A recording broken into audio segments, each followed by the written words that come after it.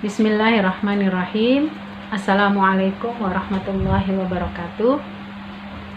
Innal hamdalillah nahmaduhu wa nasta'inuhu wa nastaghfiruh wa na'udzu billahi min syururi anfusina wa min sayyiati a'malina. May yahdihillahu fala mudilla lahu wa may yudlil falan tajida lahu waliyyan mursyida. Rabbi shrah li sadri wa yassir li amri wahlul 'uqdatam min lisani yafqahu qawli. Rabbana zidna ilman nafi'an warzuqna fahman wasi'an. Ibu-ibu yang dirahmati Allah Subhanahu wa taala, alhamdulillah pada kesempatan kali ini kita kembali bertemu. Semoga pertemuan ini menjadi ajang silaturahim yang bertambah rezeki kita, bertambah keberkahan umur kita ya, karena dipanjangkan oleh umurnya oleh Allah dan juga dimudahkan segala urusan kita. Ibu-ibu yang dirahmati Allah Subhanahu wa taala, hari ini insya Allah kita akan mencoba berdiskusi ya berkaitan dengan ayat 17 sampai 36 yang berkaitan dengan surat Al-Hijr ya. Di ayat-ayat ini nanti akan kita temui beberapa bentuk perwujudan atau Allah memperlihatkan tentang kuasa Allah Subhanahu wa taala, baik itu berbicara tentang langit, bumi ya, kemudian angin, ditambah lagi bagaimana Allah mampu melakukan, menghidupkan dan mematikan makhluk-makhluk yang Allah ciptakan. Nah, ibu-ibu yang dirahmati Allah Subhanahu wa taala, kita lihat di dalam ayatnya, a'udzubillahi minasyaitonirrajim, disebutkan di dalam ayat ini, walaqad ja'alna fis sama'i burujaw wa zayyannaha lin-nadhirin, sampai kepada ayat yang berbunyi walaqad alimnal mustaqdimina minkum walaqad alimnal mustakhirin wa inna rabbaka huwa yahsyuruhum innahu hakimun alim. Dan sungguh kami telah menciptakan gunung, gugusan bintang di langit dan menjadikannya terasa indah bagi orang yang memandangnya. Dan kami menjaganya dari setiap gangguan setan yang terkutuk, kecuali setan yang mencuri-curi berita yang didengar dari malaikat lalu dikejar oleh semburan api yang terang. Dan kami telah menghamparkan bumi dan kami pancangkan padanya gunung-gunung, serta kami tumbuhkan di sana segala sesuatu menurut ukuran. Dan kami telah menjadikan padanya sumber-sumber kehidupan untuk keperluanmu. Dan kami ciptakan pula makhluk-makhluk yang bukan kamu pemberi rezekinya. Tidak ada sesuatu pun melainkan pada sisi kamilah khazanahnya. Kami tidak menurunkan melainkan dengan ukuran tertentu. Dan kami telah meniupkan angin untuk mengawinkan dan kami turunkan hujan dari langit. Lalu kami beri minum kamu dengan air itu, dan bukankah kamu yang menyimpannya? Dan sungguh kamilah yang menghidupkan dan mematikan, dan kami pula lah yang mewarisi. Dan sungguh kami mengetahui orang yang terdahulu sebelum kamu, dan kami mengetahui pula orang yang terkemudian. Dan sesungguhnya Tuhanmu dialah yang mengumpulkan mereka. Sungguh dia maha bijaksana, maha mengetahui. Surat Al-Hijr ayat 16 sampai 36 ini memberikan sebuah inspirasi kepada kita bahwasanya banyak hal nanti akan kita dapati bagaimana kekuasaan Allah. Nah, ibu-ibu sebelumnya mungkin ibu-ibu sudah mendapatkan sebuah pembahasan bagaimana ayat-ayat sebelumnya berbicara tentang kekafiran orang-orang kafir dan juga ketidakberdayaan berhala-berhala yang mereka sembah ya untuk bisa membantu mereka.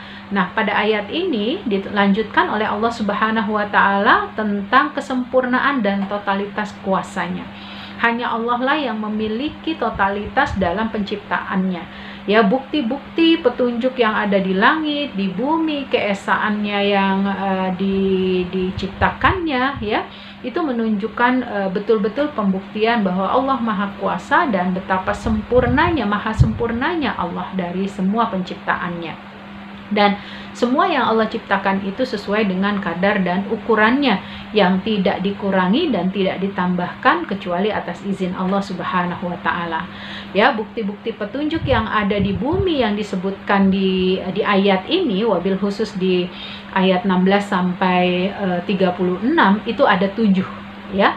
Di antaranya ibu-ibu yang dirahmati Allah, di sini dibicarakan tentang terhamparnya bumi, gunung-gunung yang kokoh, ya. Yang pertama itu adalah terhamparnya bumi, yang kedua gunung-gunung yang kokoh, ya. Kemudian yang ketiga berbicara tentang tumbuhnya berbagai tanaman, yang keempat penyuplaian pasokan rezeki dari perbendaharaan yang dimiliki oleh hembusan angin, begitu ya, yang diberikan oleh Allah Subhanahu wa taala. Kemudian berbicara yang kelima itu tentang hembusan angin sebagai lawaqih, ya, yang membawa awan yang kemudian mengandung hujan yang membantu penyerbukan dan menyuburkan tanaman. Kemudian yang keenam menghidupkan dan mematikan makhluk. Yang terakhir penciptaan manusia.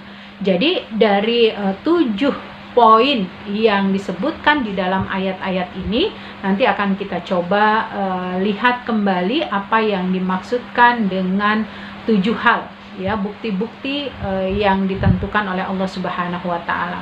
Jadi ibu-ibu, yang pertama kita lihat, Allah Subhanahu wa taala telah mengadakan di langit bintang-bintang yang begitu besar, ya, planet-planet, yang dimana planet-planet itu pada hakikatnya juga menghiasi langit bagi yang memperhatikan bahwa ketika planet-planet itu tidak didapati di langit, bintang-bintang itu tidak didapati di langit, tentu kondisi langit itu akan menjadi lebih gelap, kemudian tidak mendatangkan pencahayaan, ya. Makanya di sini dikatakan terdapat banyak keajaiban-keajaiban yang nyata yang ketika Allah menciptakan di langit itu burujan. Burujan itu menunjukkan sesuatu yang hakikatnya adalah bintang-bintang, gitu ya. Bintang-bintang di langit, ya, begitu. Sesungguhnya dalam surat As-Saffat ayat 6 Allah Subhanahu wa taala menambahkan, sesungguhnya kami telah menghias langit dunia yang terdekat dengan hiasan bintang-bintang. Jadi benar-benar bahwa bintang-bintang itu difungsikan untuk membuat orang melihatnya terpesona, sehingga kalau mereka memiliki akal yang sempurna, mereka akan bersyukur dan bertafakur, ya, dengan rahmat dan atas penciptaan Allah Subhanahu wa taala. Allah Subhanahu wa taala menyebutkan di dalam surat Al-Furqan dan ayat 61, Maha suci Allah yang menjadikan di langit itu gugusan bintang-bintang, ya. Ini sebagai penguat ketika ayat-ayat ini dihantarkan.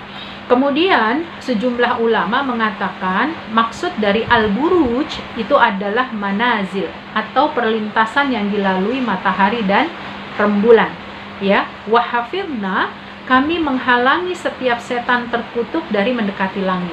Jadi dari ayat yang disebutkan ayat 17, wahafidnaha min kulli syaitanir rajim, menunjukkan hiasan-hiasan yang ada di langit itu dihadang oleh Allah Subhanahu wa taala dari gangguan setan, ya. Karena kalau kita baca nanti di dalam bab surat jin, ya, bagaimana jin ini mempunyai kebiasaan mencuri, ya, mencuri berita-berita yang Allah sampaikan kepada para malaikat, begitu. Jadi upaya-upaya mereka itu mendekati langit, ya, dalam hal ini bintang-bintang, itu dihalangi, ya, oleh Allah Subhanahu wa taala. Kemudian dan kami menjaga setiap setan yang durhaka itu dari mendekati bintang-bintang tersebut. Kata rajim di sini, ya, syaitanir rajim, menunjukkan yang dilempar dengan suluh api, atau yang dicaci maki dengan kata-kata yang buruk, atau yang terlaknat dan terusir.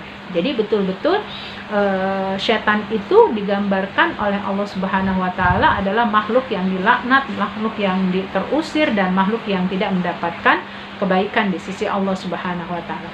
Illa manistarqa. Pengecualian ini, ya, ketika setan itu istilahnya mengendap-endap, mencuri, ya. Kalau pencuri itu kan sesuatu orang yang yang boleh dikatakan masuk ke rumah seseorang yang kemudian tidak diketahui oleh seseorang tersebut. Nah, ini juga dilakukan oleh setan. Ya, bagaimana mereka mencoba mencuri pendengaran ya lewat mereka mendengar apa yang disampaikan oleh Allah kepada para malaikat, atau ingin mencuri informasi yang gaib yang sampai akhirnya disampaikan kepada para dukun-dukun ya. Suluh api itu adalah bagian terpisah dari sebuah bintang, yaitu terbentuk api yang menyala lalu membakar setan tersebut. Syihab berarti nyala api yang terang. Bintang juga disebut syihab sebagaimana disebutkan dalam surat Al-Jin ayat 9. Dan sesungguhnya kami jin dahulu dapat menduduki beberapa tempat di langit itu untuk mencuri dengar berita. Tetapi sekarang siapa mencoba mencuri dengan seperti itu pasti akan menjumpai panah-panah api yang mengintai untuk membakarnya. Jadi ini sebuah peringatan ya bahwa masih ada juga mereka jin dari kalangan jin itu yang mencoba untuk mencuri-curi berita. Nah, ini yang sering juga terjadi ketika permainan manusia yang tidak percaya kepada Allah dengan perdukunan, dan dukun-dukun ini berkolaborasi dengan jin ya untuk bisa mendapatkan berita dari langit.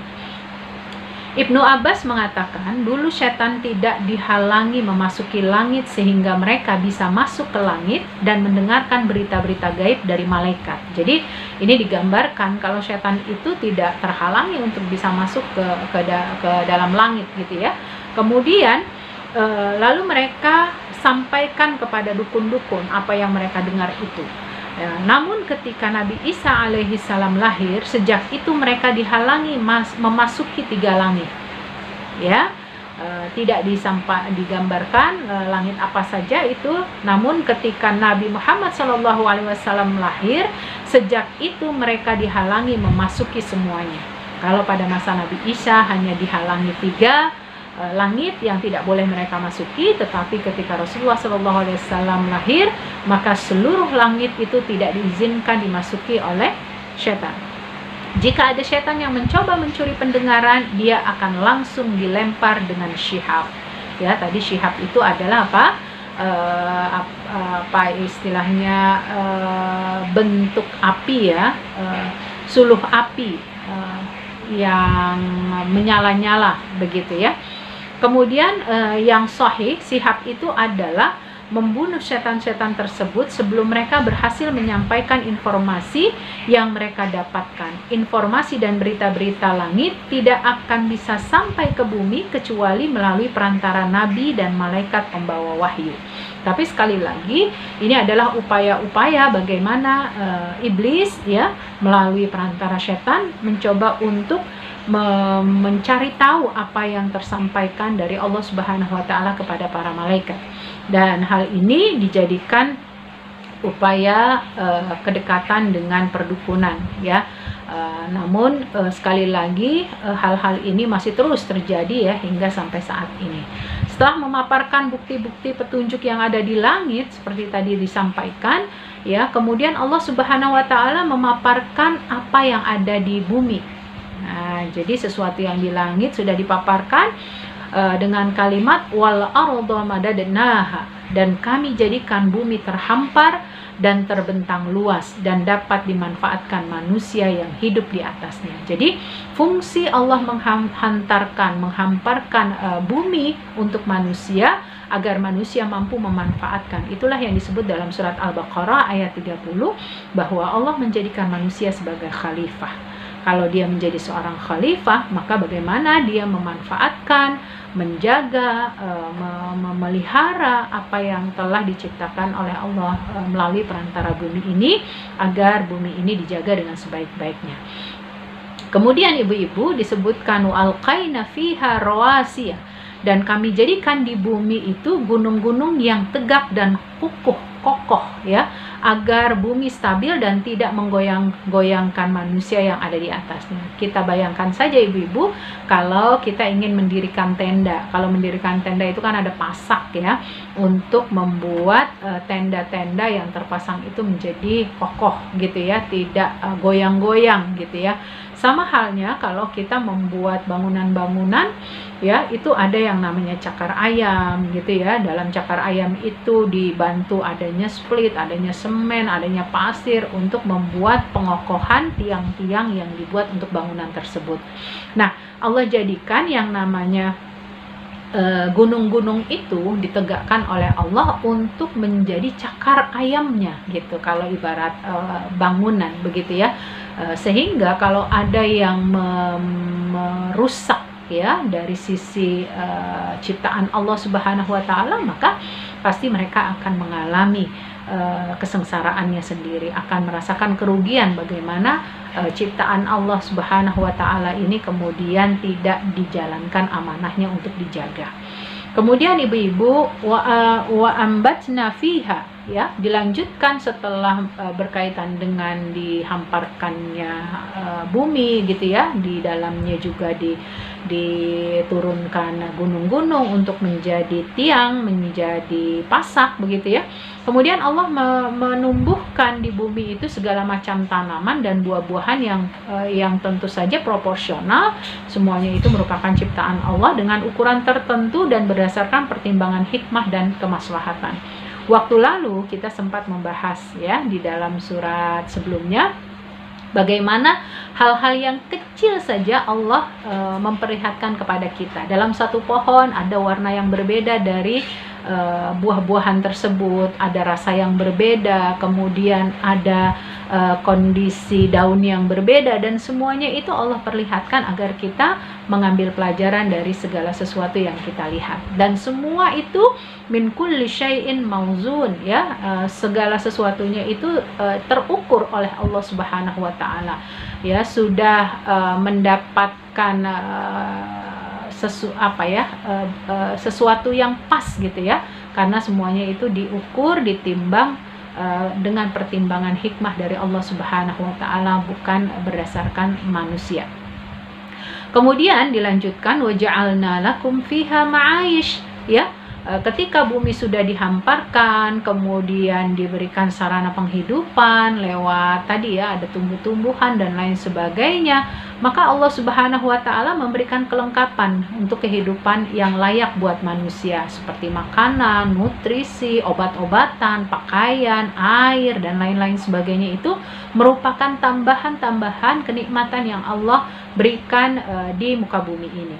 Kemudian disebutkan di dalam lanjutan ayatnya, wa malastum lahu biraziqin, dan di bumi ini bukan kamu yang ngasih rezeki gitu ya. Ini sebuah penguat bagi kita bahwa rezeki itu Allah yang mengatur, walaupun kita harus memiliki sebuah ikhtiar yang sangat luar biasa agar kita bisa menjalankan kekuatan ikhtiar ini hingga takdir yang kita dapati sesuai dengan apa yang telah ditetapkan oleh Allah lewat ikhtiar kita. Jadi ibu-ibu yang dirahmati Allah, lewat ayat ini kita dapati ya, Allah Subhanahu wa taala mengingatkan wa malastum lahu biraziqin. Kadang tanpa kita sadari ya, seringkali kita mengecam ya orang-orang yang mungkin kita berbuat baik kepadanya dengan memberikan beasiswa, dengan memberikan kafalah gitu ya, memberikan santunan misalnya.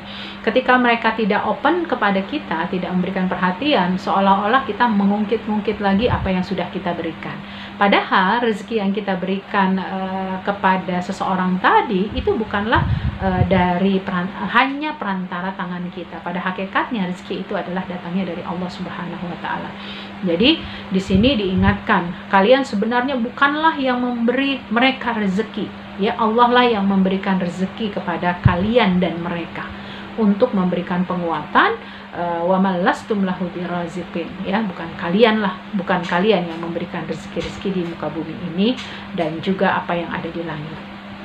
Kemudian Allah mengaruniai kepada manusia itu berbagai fasilitas untuk mereka bisa melakukan sebuah usaha, bisa menghidupkan kehidupan mereka ya dengan ikhtiar-ikhtiar yang mereka lakukan. Allah Subhanahu wa taala memberikan berbagai sarana untuk dimanfaatkan di muka bumi ini, ya. Allah Subhanahu wa taala pula ya yang menjamin rezeki mereka. Rezeki mereka menjadi urusan dan tanggungan Allah Subhanahu wa Ta'ala, bukan tanggungan diri mereka sendiri. Walaupun di dalamnya kita membutuhkan sebuah ikhtiar yang sangat kuat.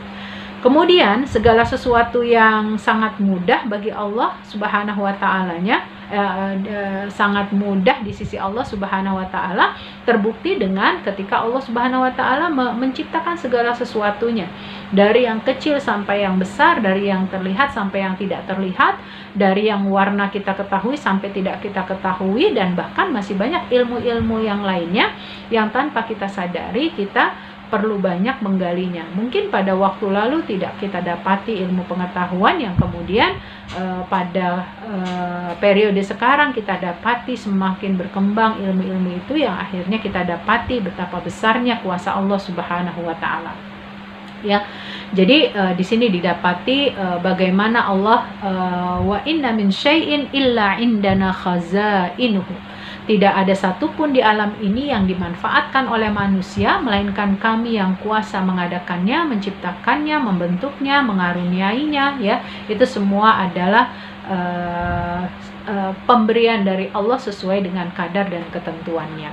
Ya, kemudian kita lihat ayat selanjutnya. Ya, wa arsalna riyaha lawaqih, ya, dan Kami menghembuskan angin yang baik membawa awan mendung yang penuh dengan kelembaban untuk menurunkan hujan. Nah, ini disampaikan kembali dalam surat Al-A'raf ayat 57.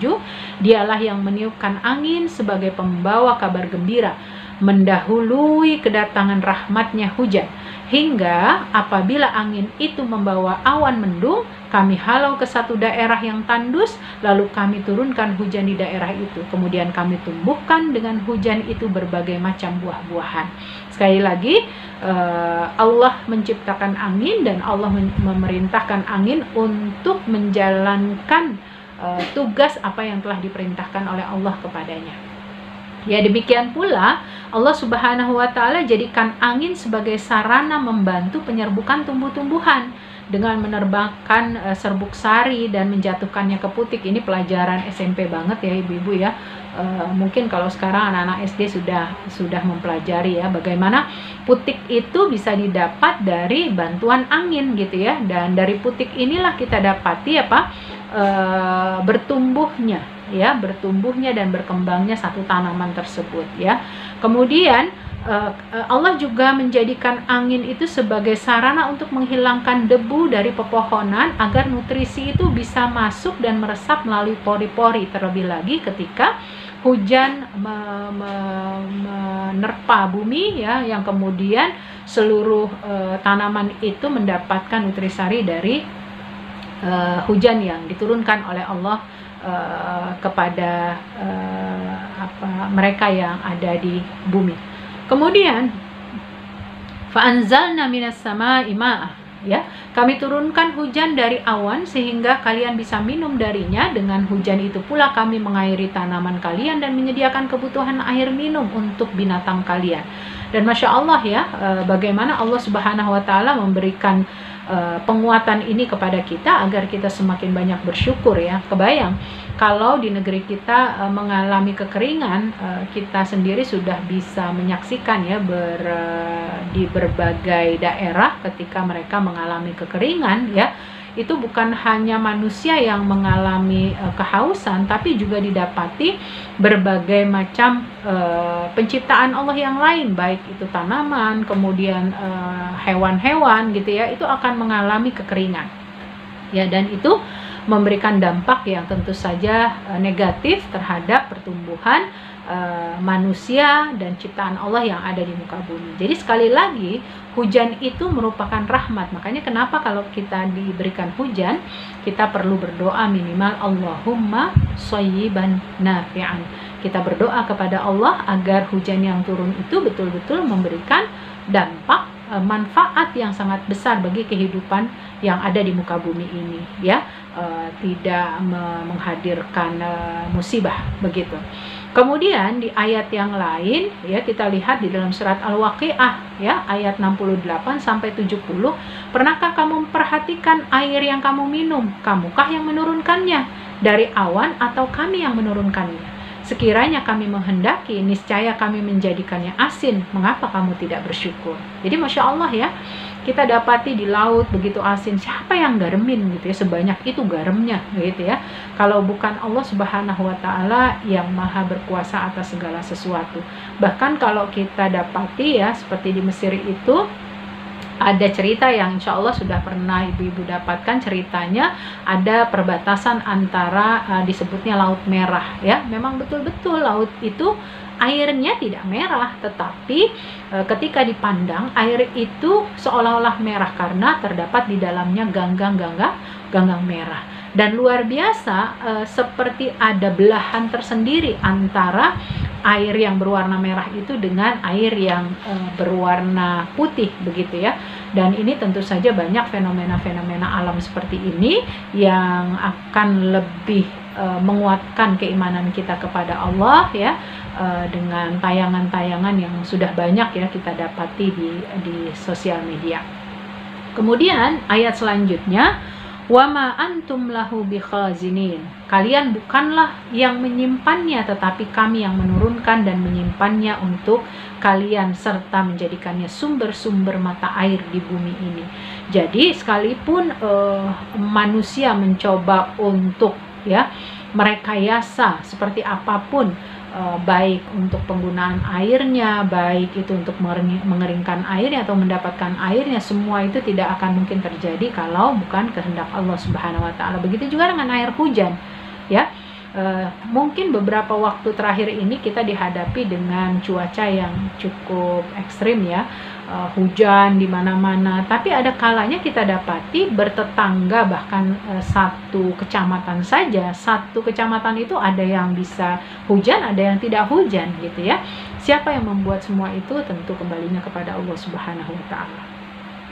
Kemudian wa inna lanahnu nuhyi wa numit ya, kami yang benar-benar menghidupkan makhluk dari ketiadaan, kemudian kami mematikan mereka, kami membangkitkan mereka pada hari pengumpulan di hari kiamat, dan kami pula yang mewarisi bumi ya, mewarisi bumi berikut semua makhluk yang ada di dalamnya, dan hanya kepada Allah lah kalian kembali. Ini sebuah pengingatan bagi kita, hidup kita karena Allah dan mati kita karena Allah gitu ya. Kalau bukan karena Allah, pasti kita tidak akan diberikan kesempatan hidup, tidak akan diberikan kesempatan untuk menghirup udara segar, beramal soleh ya. Tetapi juga sekaligus Allah lah yang memberikan kesempatan kita untuk berapa lama berada di kehidupan dunia ini. Dan itu semuanya adalah kuasa Allah Subhanahu wa Ta'ala yang bisa menghidupkan dan mematikan ya, sebagaimana dalam surat Al-Qasas ayat 88, segala sesuatu itu pasti binasa kecuali Allah Subhanahu wa Ta'ala. Hanya Allah lah yang maha hidup ya, yang maha kekal, karena Allah lah yang menciptakan, menghidupkan dan mematikan makhluk-makhluknya. Kemudian Allah mengabarkan kepada kita tentang kesempurnaan pengetahuannya tentang makhluk ya, mulai makhluk yang pertama hingga makhluk yang terakhir, mulai digambarkan dari Adam alaihissalam sampai nanti ya generasi hari kiamat gitu ya. Walaqad alimnal mustaqdimina minkum, sungguh kami benar-benar mengetahui setiap orang yang terdahulu dan telah binasa mulai sejak Adam alaihissalam yang masih hidup, dan setiap orang yang akan datang hingga hari kiamat. Jadi di mana saja ada kematian, di mana saja ada kehidupan, dari masa Nabi Adam hingga kita hari ini, hingga nanti hari kiamat, Allah maha mengetahuinya. Untuk memberikan sebuah penguatan kepada kita, manusia punya keterbatasan laporan ya, dia hanya mampu memberikan laporan-laporan itu ketika dia masih hidup, tetapi mudah bagi Allah untuk mengupdate segala sesuatunya sekalipun dari awal penciptaan langit dan bumi ini sampai nanti pada hari kiamat. Wa inna rabbaka huwa yahsurun ya, disebutkan sesungguhnya Tuhanmu yang akan mengumpulkan mereka semua ya. Jadi semua itu Allah kumpulkan, baik yang mereka itu taat maupun yang durhaka. Dia juga mengumpulkan, membalasi setiap yang taat itu, dan juga membalasi dari setiap mereka yang melakukan kedurhakaan itu. Nah, disinilah maha kuasanya Allah dari segala sesuatu yang kita lakukan di muka bumi sebagai bentuk wujud betapa diri kita sebagai manusia itu punya kelemahan yang sangat besar, ya. Kalau bukan karena bergantung kepada Allah Subhanahu wa Ta'ala, rezeki yang Allah titipkan kepada kita, baik berupa usia, baik berupa kebutuhan sarana dan prasarana dalam kehidupan, kalau kita tidak syukuri, maka termasuk kita bagian orang-orang yang kufur nikmat. Na'udzubillah min dzalik. Jadi inilah ibu-ibu yang dirahmati Allah, beberapa permasalahan ya yang kita dapati di dalam ayat 16 sampai 36, bahwa fenomena penciptaan yang Allah berikan kepada manusia itu pada hakikatnya adalah agar manusia berpikir, agar manusia kembali melihat pemanfaatan yang bisa mereka gunakan, dan kembali mereka bersyukur dengan nikmat-nikmat yang Allah sudah berikan. Dan ini tidak akan mungkin bisa didapati kecuali dari orang-orang beriman.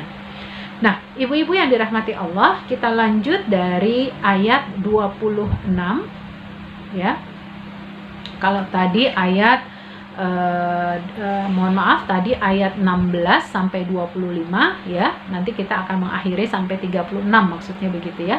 Nah, kemudian di ayat 26 sampai 44 ya. Jadi insya Allah ibu-ibu kita akan mengakhirinya di sampai ayat 44 ya, karena ini ayatnya sangat berkesinambungan. Ya, digambarkan tentang awal mula penciptaan manusia, kemudian bagaimana Allah memerintahkan malaikat untuk sujud kepada Adam ya. Namun di situ para malaikat mereka makhluk yang taat hingga sujud kepada Adam, kecuali di sini ada sebuah penolakan, yaitu dari kelompok iblis ya. Mereka menolak sujud kepada Adam, dan terjadilah permusuhan hingga hari kiamat nanti ya. Apa yang dilakukan iblis kepada anak cucu Adam. Ibu-ibu yang dirahmati Allah, ibu-ibu bisa dibaca ayat 26 sampai 44. Saya akan membaca di awal dan akhirnya. A'udzubillahi minasyaitonirrajim. Walaqad khalaqnal insana min shalshalin min hama'im masnun ya, sampai pada ayat laha sab'atu abwab likulli babin minhum juz'un maqsum ya. Dan sungguh, ini artinya saya bacakan semuanya. Dan sungguh kami telah menciptakan manusia, yaitu Adam, dari tanah liat kering, dari lumpur hitam yang diberi bentuk. Dan kami telah menciptakan jin sebelum Adam dari api yang sangat panas. Dan ingatlah ketika Tuhanmu berfirman kepada para malaikat, sungguh aku akan menciptakan seorang manusia dari tanah liat kering, dari lumpur hitam yang diberi bentuk. Maka apabila aku telah menyempurnakan kejadiannya dan aku telah meniupkan ruh ciptaanku ke dalamnya, maka tunduklah kamu kepadanya dengan bersujud. Maka bersujudlah para malaikat itu semua bersama-sama kecuali iblis. Dia enggan ikut bersama-sama para malaikat yang sujud itu. Dan Allah berfirman, wahai iblis, apa sebabnya kamu tidak ikut sujud bersama mereka? Dia iblis berkata, aku sekali-kali tidak akan sujud kepada manusia yang engkau telah menciptakannya dari tanah liat, kering, dari lumpur hitam yang diberi bentuk. Kemudian Allah Subhanahu wa Ta'ala berfirman, kalau begitu keluarlah kamu dari surga, karena sesungguhnya kamu terkutuk, dan sesungguhnya kutukan itu tetap menimpamu sampai hari kiamat. Dan iblis berkata, ya Tuhanku, kalau begitu maka berilah penangguhan kepadaku sampai hari manusia dibangkitkan.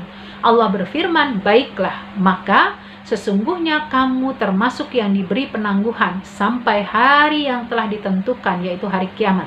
Iblis berkata, Tuhanku, oleh karena engkau telah memutuskan bahwa aku sesat, aku pasti akan jadikan kejahatan terasa indah bagi mereka di bumi, dan aku akan menyesatkan mereka semuanya kecuali hamba-hambamu yang terpilih di antara mereka. Dan dia Allah berfirman, ini adalah jalan yang lurus menuju kepadaku. Sesungguhnya kamu iblis tidak kuasa atas hamba-hambaku kecuali mereka yang mengikutimu, yaitu orang-orang yang sesat. Dan sungguh jahanam itu benar-benar tempat yang telah dijanjikan untuk mereka pengikut setan semuanya.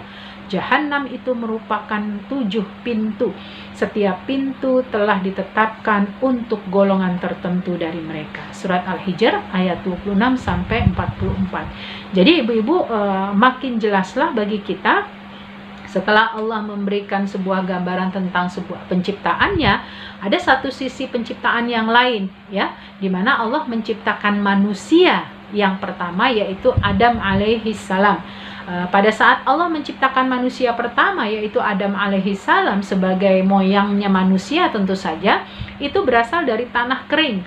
Al-hama, ya, artinya atin, ya, tanah liat, tanah lempung, ya, tanah yang lumpur gitu ya.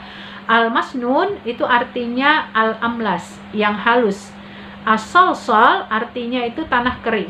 Jadi ada yang mengatakan aslinya adalah yang berubah baunya dan berbau tidak enak. Allah Subhanahu wa Ta'ala memulai penciptaan Adam pertama-tama dari tanah, lalu dari tanah liat yang basah dan tanah liat yang kering. Kemudian Allah menunjukkan kuasanya dalam penciptaan tersebut.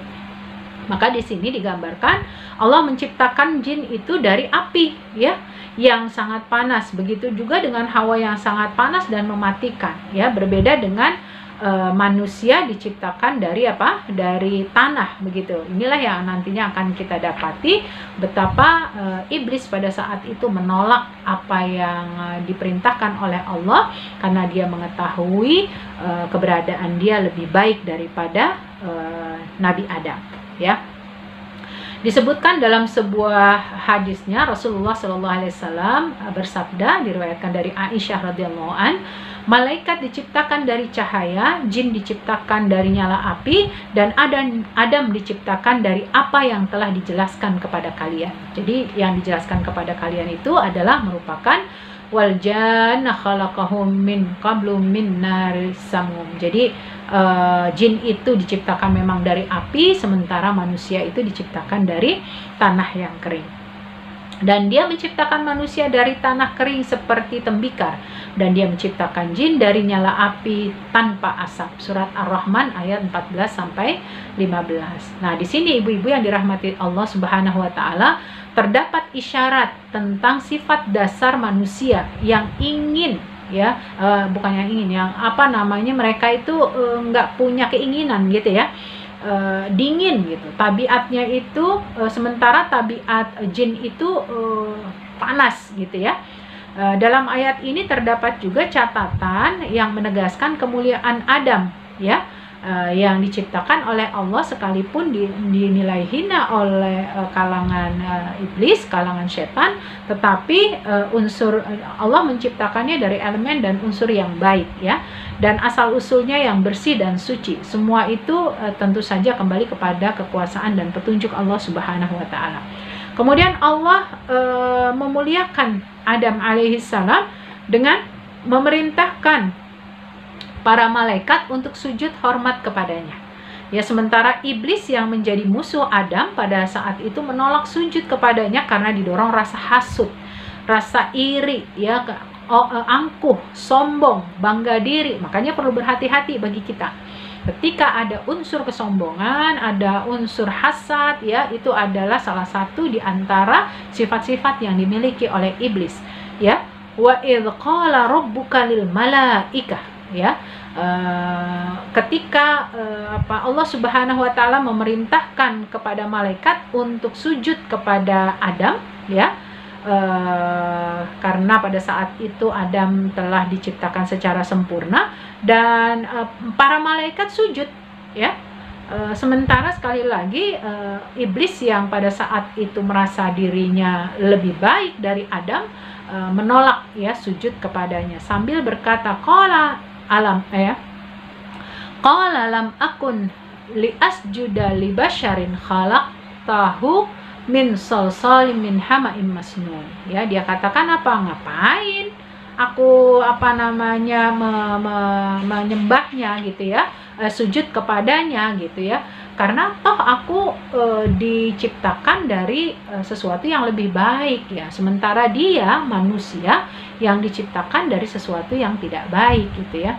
Makanya di sini dikatakan, ya berkatalah, aku lebih baik padanya karena engkau ciptakan aku dari api, sedangkan engkau ciptakan Adam itu dari tanah. Iblis berkata, terangkanlah kepadaku, inikah yang lebih engkau muliakan daripada aku. Jadi di hadapan Allah Subhanahu wa Ta'ala saja iblis itu menunjukkan sikap angkuhnya.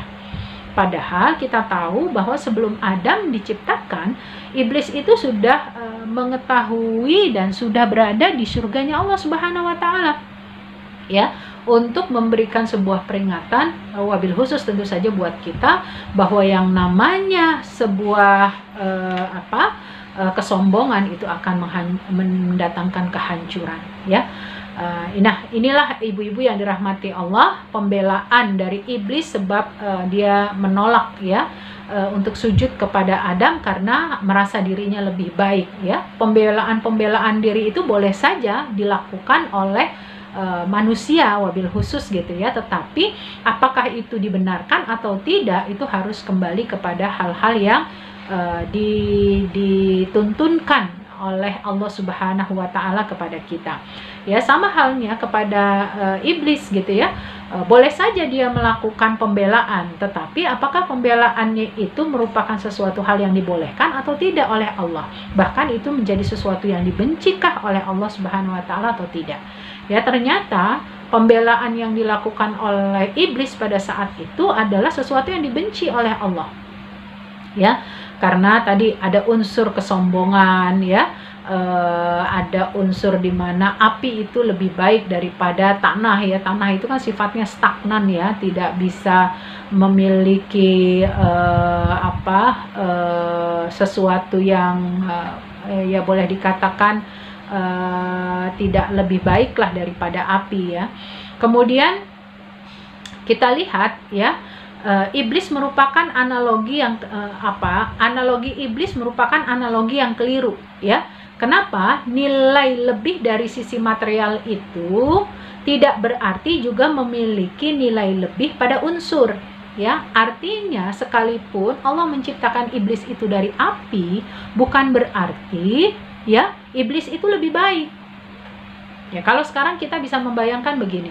Allah mentakdirkan ada seorang yang lahir dari darah ningrat, tapi ada orang yang lahir dari kemiskinan, ya dia tidak punya jalur apapun, begitu ya.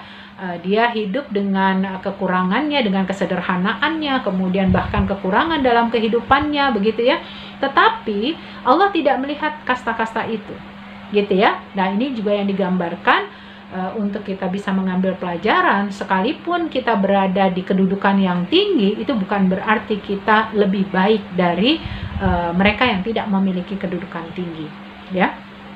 Nah, kemudian Allah mengingatkan kembali ya, buktinya malaikat diciptakan dari cahaya, dan cahaya lebih baik tentu saja dari api. Tetapi malaikat itu langsung sujud ketika Allah memerintahkan mereka sujud kepada Adam ya.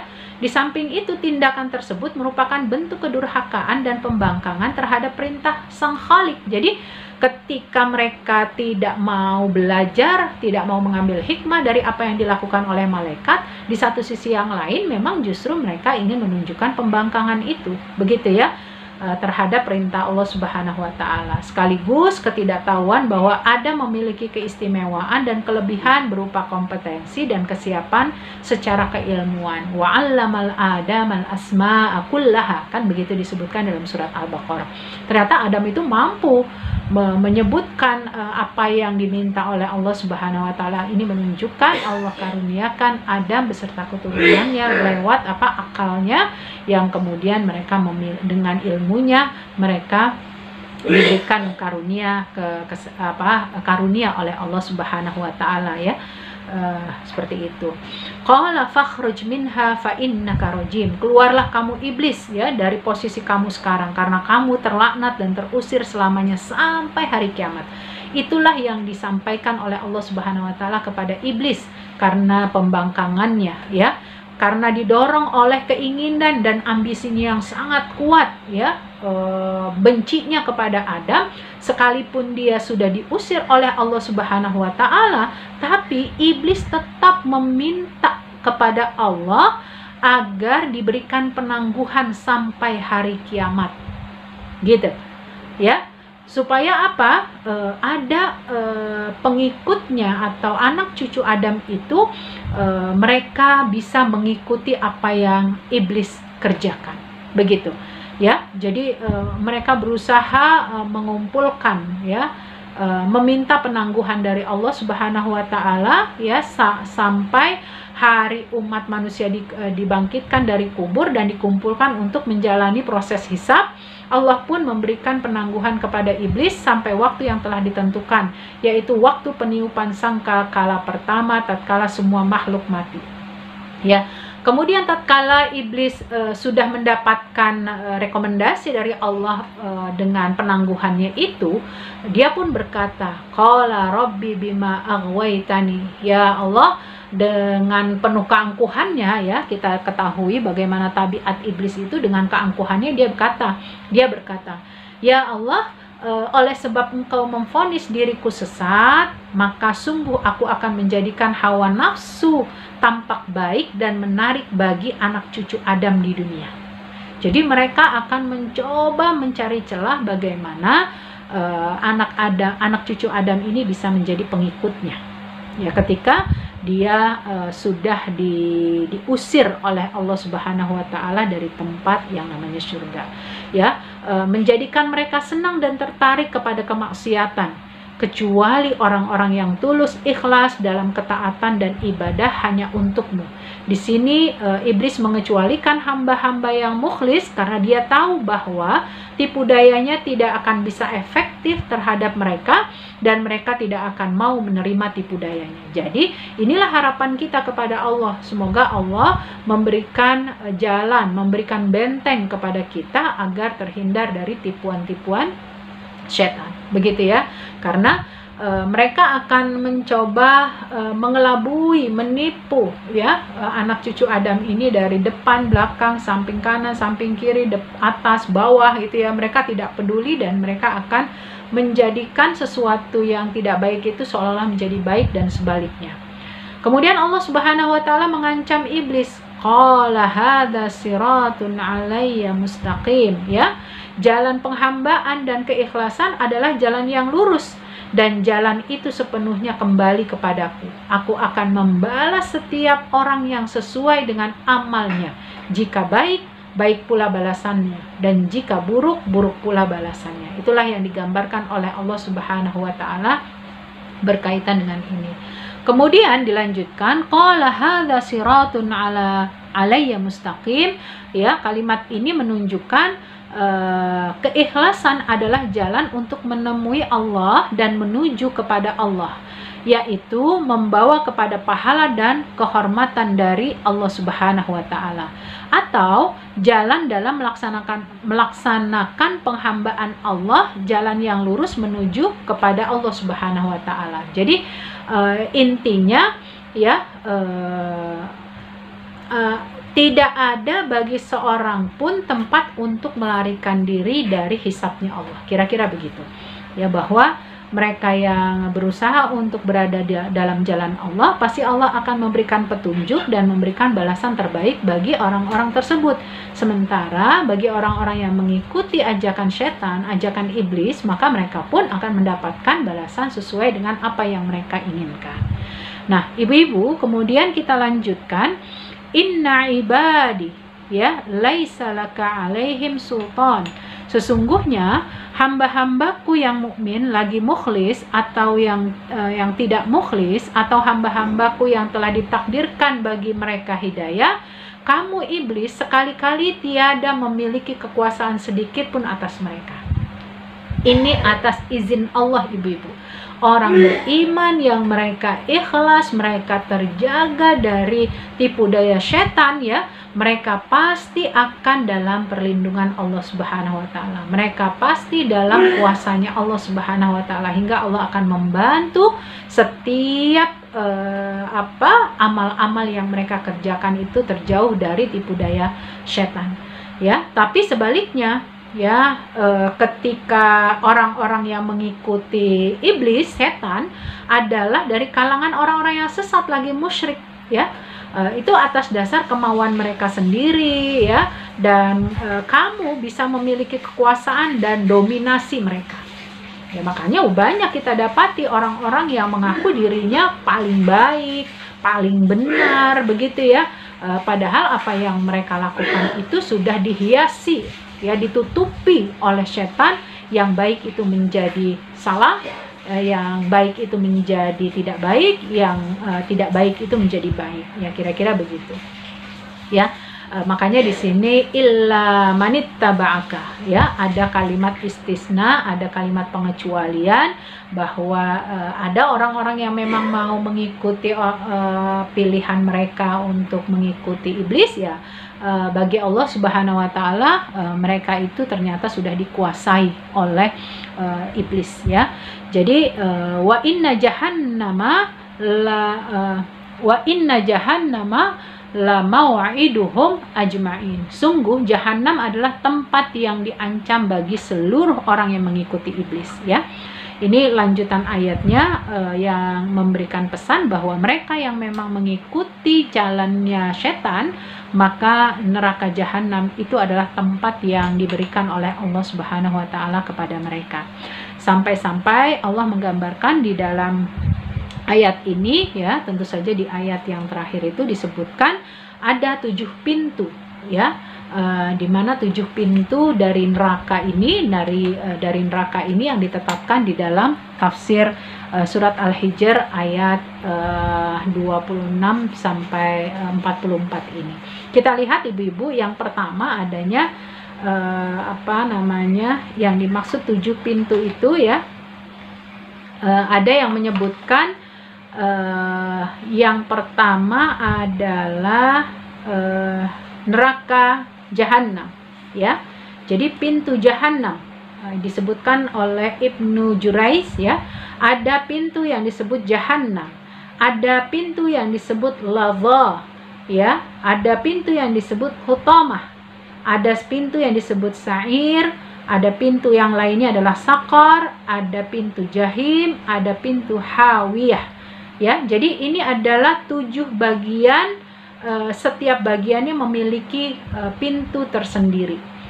Masya Allah, ya, manusia tidak akan pernah bisa mengetahui sejauh mana kondisi dia melakukan aktivitas, ya, sampai akhirnya Allah memberikan keputusan di akhir kehidupannya, imma sa'idah au imma dalam keadaan senang ataupun dalam keadaan menyedihkan. Nah, makanya di sini digambarkan ibu-ibu yang dirahmati Allah Subhanahu wa taala agar kita banyak mengambil pelajaran. Nah, dari 7 pintu tersebut, ya, dari sebagian ulama menyebutkan, ya, ad-dhahak memberikan gambaran bahwa kalimat ad-dhahak, gitu ya, itu diperuntukkan bagi orang-orang mukmin yang melakukan maksiat. Ya, jadi ada pintu lagi yang disebut, ya, neraka lazza itu untuk orang Yahudi, neraka hutamah itu untuk Nasrani, neraka sa'ir itu untuk kaum sabiin, dan neraka sakar untuk kaum majusi, neraka jahim untuk orang-orang musyrik atau paganis, sedangkan neraka hawiyah adalah untuk orang-orang munafik. Ini adalah pembagian-pembagian yang disebutkan oleh para ulama, wallahu a'lam bishawab. Kalau ada pendapat-pendapat yang lain menyebutkan kriteria-kriteria tertentu. Nah, karena itu ibu-ibu, semoga kita bisa mengambil pelajaran yang sangat besar ini, dan kita bisa pelajari, ya, hukum serta fikih kehidupan di dalam ayat-ayat yang telah sama-sama tadi kita baca bersama. Ya, tentu ayat ini memberikan satu pembelajaran. Yang pertama, bahwa Allah menciptakan manusia pertama yaitu Adam alaihi salam, yang berasal dari tanah liat kering, ya. Dan itu harus kita pastikan keyakinan kita, dan tidak bisa dikatakan yang namanya tanah kering itu adalah sesuatu yang hina. Kemudian yang kedua, Allah memuliakan asal usul manusia, ya. Terbukti di mana Allah Subhanahu wa taala meminta malaikat dan iblis untuk sujud, walaupun kita dapati di sana yang ketiga malaikat sujud tetapi iblis menolak, gitu ya, untuk memperlihatkan bahwa al-haq akan selalu berhadapan dengan yang batil, ya. Iblis bukan bagian dari malaikat, sebaliknya malaikat juga bukan bagian dari iblis, untuk memberikan dua hal yang berbeda karakter dari makhluk yang Allah ciptakan. Kemudian Allah iblis memperlihatkan keangkuhannya, sebab apa dia menolak untuk sujud kepada Adam, ya. Tadi sudah dijelaskan bersama. Sekali lagi itu disebabkan karena kesombongannya, keangkuhannya, karena merasa lebih baik dari Adam, ya. Kemudian Allah memberikan hukuman kepada iblis dengan diusirnya dari langit, ya, dari surga Aden, ya, di mana iblis sebetulnya sudah pernah merasakan berada di surga, tapi tentu saja karena keangkuhannya ini Allah memberikan ganjaran, memberikan hukuman agar dia keluar dari surga karena tidak taat dengan apa yang telah Allah perintahkan. Kemudian karena dia diminta keluar dari surga, iblis enggak begitu saja, gitu ya, tinggal diam. Pokoknya dia berusaha mencari celah bagaimana dia bisa dikasih penangguhan waktu, gitu ya, sampai akhirnya anak cucu Adam itu bisa mengikuti setiap gerak-gerik langkahnya. Nah, ini upaya-upaya yang telah dilakukan oleh iblis kepada anak cucu Adam, semoga menjadi penguat bagi kita untuk bisa menghindari sejauh-jauhnya tipu muslihat yang telah dilakukan oleh para pengikut-pengikut iblis. Wallahu alam bisawab. Mudah-mudahan ini bisa menjadi sebuah pembelajaran yang sangat besar buat kita, dan kurang lebihnya kita mohon ampun kepada Allah, dan terlebih lagi kita tetap minta hidayah dari Allah Subhanahu wa taala agar kita diistiqomahkan bersama Islam, dimatikan dalam keadaan Islam, dimatikan dalam keadaan taat, ya, beribadah, taat dalam melaksanakan ajaran-ajarannya, dan insya Allah kita merupakan bagian yang dicintai oleh Allah Subhanahu wa taala. Akhirul kalam, wabillahi taufiq wal hidayah. Kita tutup dengan kafaratul majlis. Subhanakallahumma wa bihamdika asyhadu an la ilaha illa anta astaghfiruka wa atubu ilaik. Wabillahi taufiq wal hidayah. Wa'alafu minkum. Wassalamualaikum warahmatullahi wabarakatuh.